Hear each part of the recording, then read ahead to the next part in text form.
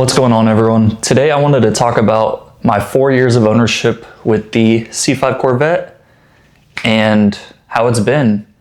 So I had actually bought this car in March of 2021, less than a month after I got back from my deployment to Iraq, and a few months after I had sadly totaled my red 50th anniversary C5 Corvette. A tech sergeant on base actually hit me and totaled it out right before I deployed.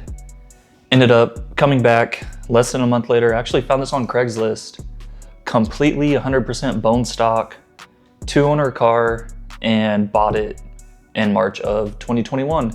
And so now it's been 4 years of ownership. The car had one owner. The very first owner of it had the car, I got the Carfax here. The very first owner had it for 19 years and 10 months. And it was actually in Texas originally, which is where the car ended up now. But I lived in Las Vegas at the time that I bought it. So the first owner had it for 19 years and 10 months. He put 94,000 miles on it, okay? Took really good care of it. There's tons of information and services on the Carfax of, maintenance, oil changes, blah, blah, blah. Nothing crazy. They had the balancer and clutch replaced actually right before I bought it, pretty shortly. And yeah, then we move on to the second owner who bought it in 2019 from the first owner. It was an older gentleman. He was in his 70s, 80s if I had to guess. Didn't drive it at all. He told me he actually knew the original owner. They were friends or family, I think. And sadly, the original owner had passed away, I believed. So he just took it off his hands, bought it from him for probably a really good price. Like I said, bought it in Texas, and it ended up in Las Vegas where I lived at the time. And that's how I came about it. I found it on Craigslist. That second owner only had it a year and a half. And he only put 1,400 miles on it. So 95,700 miles is how much it had when he sold it to me. So he barely put 1,400 miles on it, but he actually had the harmonic balancer replaced and the clutch replaced at a GM dealership up in Las Vegas, because I guess they both went out. If you guys know C5s, the harmonic balancers will fail. It's not a matter of if, it's a matter of when they'll fail. They're all gonna fail. So thankfully I had those replaced right before I got the car. Sadly, he put the stock clutch in it, just an OEM unit. I wish he at least did the LS7, but believe it or not, I still have that same clutch.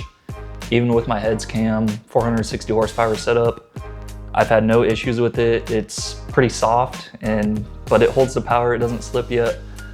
Knock on fiberglass, but that being said, man, that's just a quick backstory on my FRC. I've had it for 4 years now. I got it completely 100% bone stock, like I said. And, I got into the mods pretty quickly. Even though, I wasn't making a lot of money at the time, I still lived on base in Las Vegas, wasn't making a ton of income, but we got right on with the mods. Yeah, the only thing that's ever actually failed on this car while I've owned it is the AC, and that, was faulty before I even bought it. So I tried to charge it and evacuate the system myself.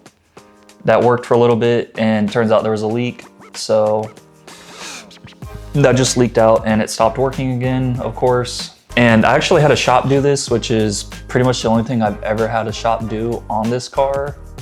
And I just had them replace the entire condenser, compressor, entire AC assembly, all the lines and everything, because it was just leaking from everywhere, they said.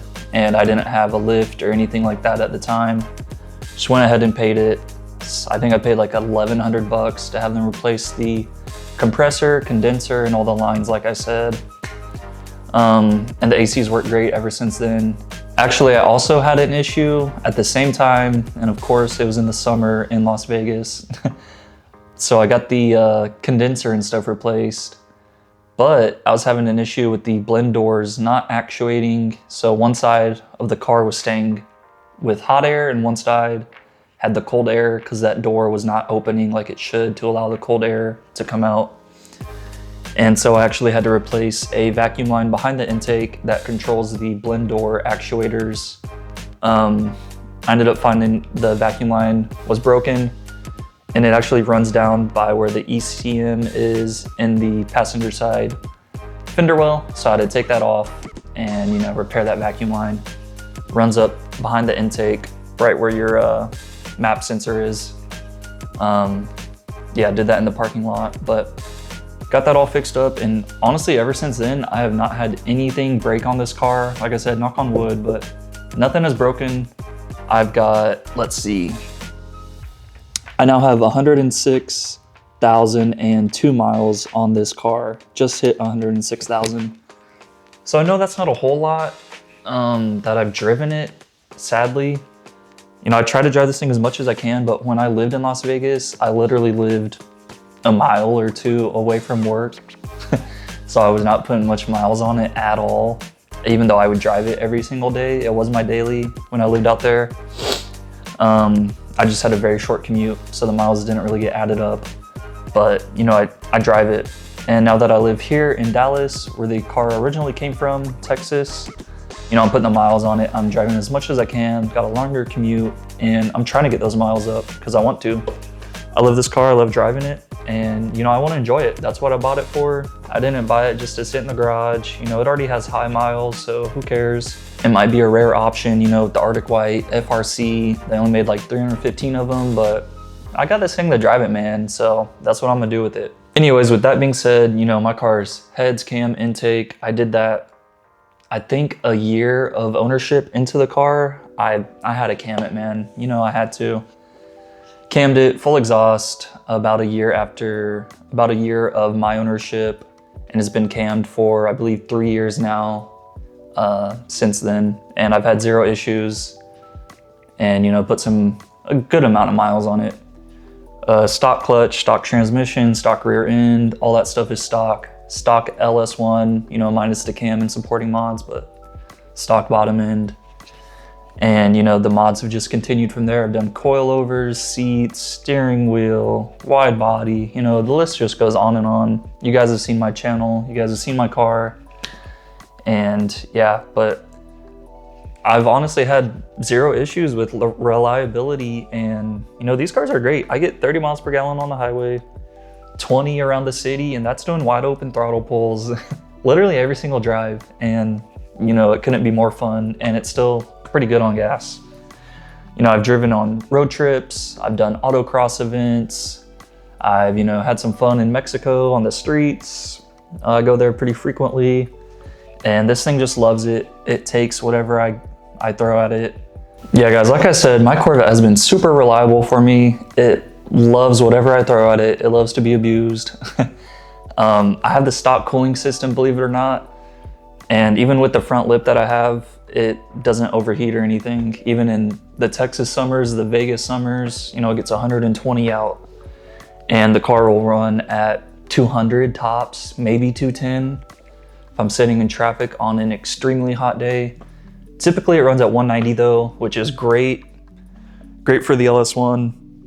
And that's with the stock cooling system. So these cars can be very reliable if you just take care of the maintenance. Like I said, I have 106,000 miles on a, what's it now, 25-year-old car.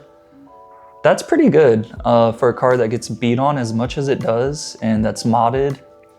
You know, these things are pretty reliable. Obviously, there's some things to fix and take care of, but like I said, I just had that AC issue when I first got the car, and ever since then, that's been it. Everything has been just me upgrading things because I wanted to, not because, you know, anything broke on me, so to say.